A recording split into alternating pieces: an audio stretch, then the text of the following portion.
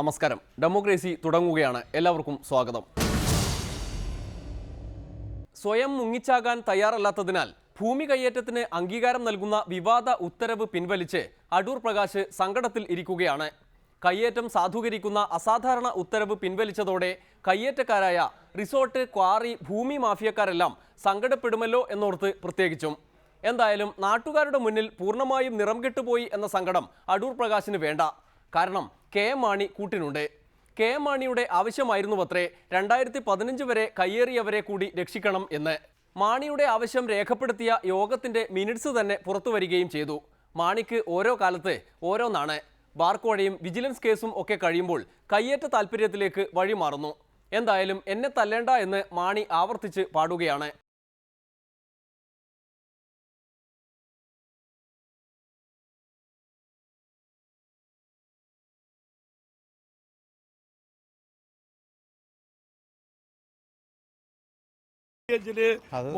ഉള്ള കൃഷിക്കാർക്ക് മുഴുവൻ പതിച്ചു കൊടുക്കണം എന്ന് ഞാൻ പ്രസ്താവന ഇറക്കി. അന്നത്തെ പണ്ടൊരാൾ പറഞ്ഞത് പണ്ടൊരാൾ പറഞ്ഞത് വെള്ളം കലക്കി എന്ന് പറയൂല്ലോ, താഴെ അല്ലേ മുകളിൽ നിന്ന് വെള്ളം കുടിക്കുന്ന ആട് അല്ലേ, എവിടെയാ വെള്ളം കലക്കി എന്ന് പറയുന്നത്?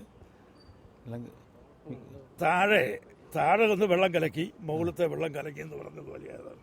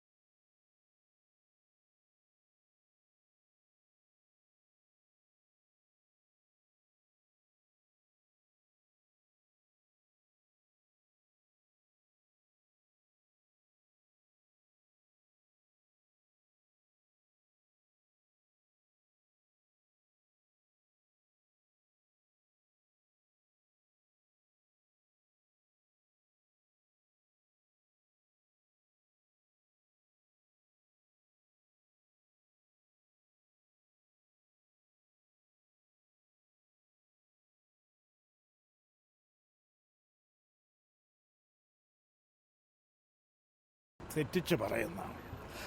ഇടുക്കിയിൽ അന്ന് കൂടിയ കർഷകരുടെ യോഗം എന്താണെന്ന് ചോദിച്ചാൽ, പെരിഞ്ചാൻകുട്ടി പ്രദേശത്ത് നിന്ന് ഇലക്ട്രിസിറ്റി ബോർഡ് അവിടെ ആവശ്യത്തിന് വേണ്ടി 1/1/77 മുമ്പ് കുടിയേറി പാർത്ത കൃഷിക്കാരുടെ ഭൂമി അവർ അക്വയർ ചെയ്യും. അക്വയർ ചെയ്തതിന് ശേഷം അവർ പദ്ധതി വേണ്ടെന്ന് വെച്ചു. പദ്ധതി വേണ്ടെന്ന് വെച്ചപ്പോൾ ആ ഭൂമി ആ പഴയ കൃഷിക്കാർക്ക് തിരിച്ചു കൊടുക്കാൻ നയപരമായ തീരുമാനം ഗവൺമെൻറ് എടുത്തു. അങ്ങനെ വന്നപ്പോൾ എത്ര ഏക്കർ ഭൂമി കൊടുക്കണം, അത് തിരിച്ചു കൊടുക്കുമ്പോൾ 4 ഏക്കർ എന്നുള്ളത് ആപ്ലിക്കബിൾ അല്ല, 1 ഏക്കർ കൊടുത്താൽ മതി എന്ന് പറഞ്ഞു. ആ 1 ഏക്കർ കൊടുത്താൽ മതി എന്നുള്ളതാണ് ജനറൽ റൂൾ അനുസരിച്ച് വരുമ്പോൾ, അല്ലെ അനുസരിച്ച് വരുമ്പോൾ അങ്ങനെ 1 ഏക്കറെ കൊടുക്കാനുള്ളൂ. ഞാനന്നേരം പറയും, അങ്ങനെയാണെങ്കിൽ നിയമമാണ് തടസ്സമെങ്കിൽ ആ നിയമം മാറ്റണം, 4 ഏക്കർ കൃഷിക്കാർക്ക് കൊടുക്കണം എന്നാണ് അന്ന് പറഞ്ഞത്. അതും ഇതുമായിട്ട് ഒരു ബന്ധവുമില്ല.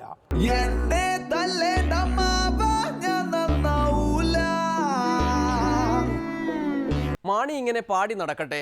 എന്നാൽ അടൂർ പ്രകാശിന്റെ അവസ്ഥ എന്താണ്? ആരുമറിയാതെ കുറച്ച് മാഫിയ സഹായം എന്ന തോന്നലായിരുന്നു മന്ത്രിക്ക് എന്നാണല്ലോ വി.ഡി. സതീശനും മറ്റും പറയാതെ പറഞ്ഞിരുന്നത്. എന്റെ തല തപ്പേണ്ട എന്ന് ഉത്തരവ് പിൻവലിച്ചുകൊണ്ട് അടൂർ പ്രകാശ് പ്രഖ്യാപിച്ചതുമാണ്. എന്തായാലും ഉത്തരവ് പിൻവലിച്ച ക്ഷീണവുമായി റവന്യൂ മന്ത്രി വി.എം. സുധീരനെ കാണാനെത്തി.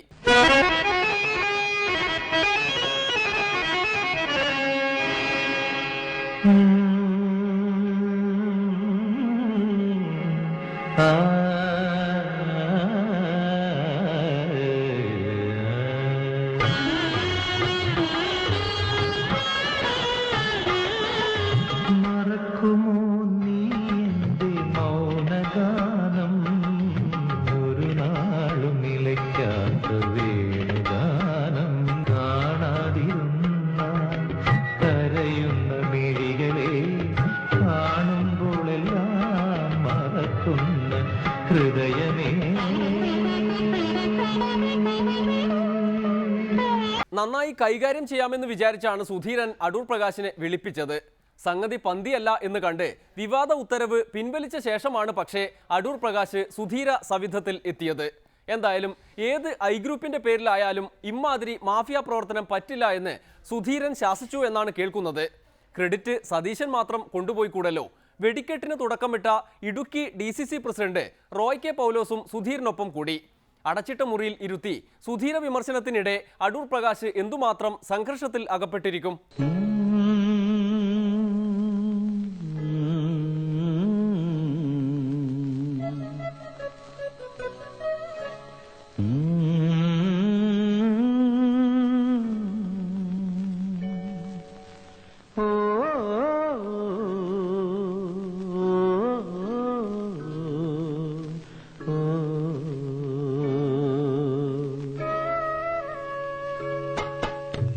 വിവാദപരമായ ഉത്തരവ് സമ്പൂർണ്ണമായി തന്നെ മന്ത്രി തന്നെ നേരിട്ട് ഇടപെട്ടത് പിൻവലിച്ചിരിക്കുകയാണ്.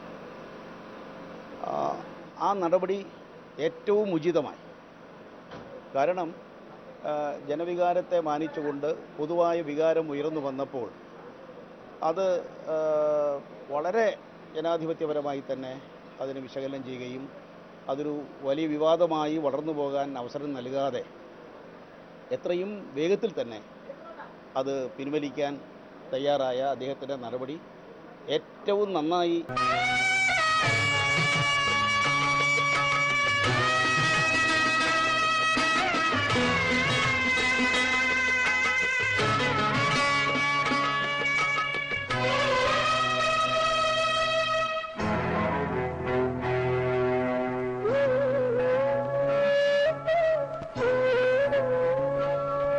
പിൻവലിച്ചു എന്ന് പറഞ്ഞില്ലേ?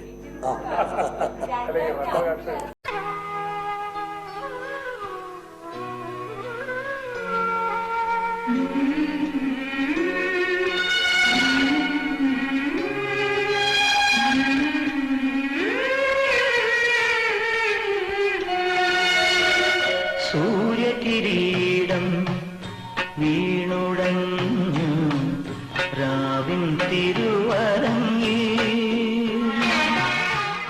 ഒടുവിൽ ഉമ്മൻചാണ്ടി പോലും തള്ളിപ്പറഞ്ഞതോടെയാണ് അടൂർ പ്രകാശിന് ഈ ഗതിയായത്. എന്തായാലും ഇനി കയ്യേറ്റ മാഫിയക്കാരോട് ആര് സമാധാനം പറയുമെന്ന കാര്യത്തിൽ ഗ്രൂപ്പ് തിരിഞ്ഞ് ചർച്ചയും തീരുമാനവും ഉടൻ ഉണ്ടാകുമെന്ന് പ്രതീക്ഷിക്കാം. അടൂർ പ്രകാശ് നാട്ടുകാരുടെ കൈകാര്യത്തിൽ നിന്ന് ഉത്തരവ് പിൻവലിച്ച് രക്ഷപ്പെട്ടെങ്കിലും അതൊന്നും അറിയാതെ വിവാദ ഉത്തരവിനെതിരെ കേരളം ഞെട്ടുന്ന പോരാട്ടം തീരുമാനിച്ചു പോയി BJP. വി മുരളീധരനും കെ സുരേന്ദ്രനും കൂടി നാട്ടിൽ നടക്കുന്നതൊന്നും അറിയാതെ സമരപ്രഖ്യാപനം നടത്താൻ മാധ്യമപ്രവർത്തകരെ വിളിച്ചുകൂട്ടി. ഒടുവിൽ ഉത്തരവ് പിൻവലിച്ചുവെന്ന് മാധ്യമപ്രവർത്തകർ പറഞ്ഞതോടെ പറഞ്ഞതെല്ലാം മായ്ച്ചു കളഞ്ഞ് പിൻവാങ്ങി. ആദിവാസി ഭൂമിയെ സംബന്ധിച്ച് അട്ടപ്പാടിയിലും വയനാട്ടിലും അതോടൊപ്പം ഇടുക്കിയിലെ പല പ്രദേശങ്ങളിലും ആദിവാസി ഭൂമി വൻതോതിൽ കയ്യേറ്റം നടത്തപ്പെട്ടിട്ടുണ്ട്. ആ ആദിവാസി ഭൂമിയുടെ കയ്യേറ്റം പൂർണ്ണമായും സാധൂകരിക്കുന്ന ഈ വനം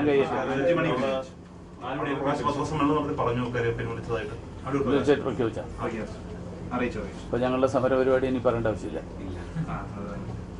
5 മണിക്ക് വാർത്താ സമ്മേളനം നടത്തി അടൂർ പ്രകാശ് എന്ത് പറയട്ടെ, എന്താണ് അതിൽ ചെയ്തത്? ഒരുപാട് ആരോപണങ്ങളും വ്യക്തിപരമായി തനിക്ക് താല്പര്യമുണ്ടെന്ന രീതിയിൽ ഉയർന്നു വന്നു. അപ്പോൾ മുഖ്യമന്ത്രിയുമായി ചർച്ച ചെയ്തു, പിൻവലിക്കുകയാണ്. അത് സമ്പൂർണ്ണമായിട്ട് പിൻവലിച്ചു. എല്ലാം അല്ലല്ല, പത്രസമ്മേളനം നടത്തിയിട്ട് അതിപ്പോ നിങ്ങളുടെ അടുത്തുള്ള വിവരാണ്. അത് പൂർണ്ണമായും പിൻവലിച്ചു.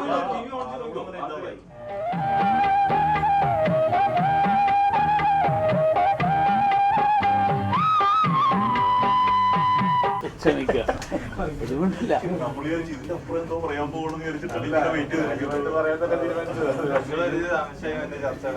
ഇല്ല, അമിത്ഷായുടെ ചർച്ചയിൽ അടുത്ത കേന്ദ്രമന്ത്രി ഞങ്ങൾ ഇതുവരെ കേരളം കണ്ടിട്ടില്ലാത്ത തരത്തിലുള്ള സമരമാണ്. ചന്ദ്ര, എന്തോ ചെലപ്പോ തോന്നും നീ ഒരു കോമാളിയെന്ന്, ചെലപ്പോ തോന്നും നീ വലിയൊരാളാന്ന്. ഓഹോ, സത്യത്തില് നീ ആരാ? ചുറ്റും നടക്കുന്ന കാര്യങ്ങൾ അപ്പപ്പോൾ കൃത്യമായി അറിയുന്നത് കൊണ്ടാണ് ഇങ്ങനെയൊക്കെ സംഭവിക്കുന്നത്. നരേന്ദ്രമോദിക്ക് പറ്റിയ ശിഷ്യന്മാർ തന്നെ. ഇനിയൊരു ഇടവേള, അത് കഴിഞ്ഞ് കയ്യടി പ്രസംഗം. ആ നടപടികളൊന്നും ഇപ്പം ആവശ്യമില്ല. ഇപ്പം എല്ലാം നമ്മൾ ഈ ലൈസൻസിങ് ആക്കി. അതെ, എനിക്ക് തെറ്റിദ്ധാരണയാണ്. ഞാൻ ആ മോളിൽ നിന്ന് ഇറങ്ങി വന്ന ആളല്ലേ. തെറ്റിദ്ധാരണയാണ്. സൂര്യനായി തഴുകിയുറക്കമുണർത്തുമെന്നച്ഛനെയാണെനിക്കിഷ്ടം.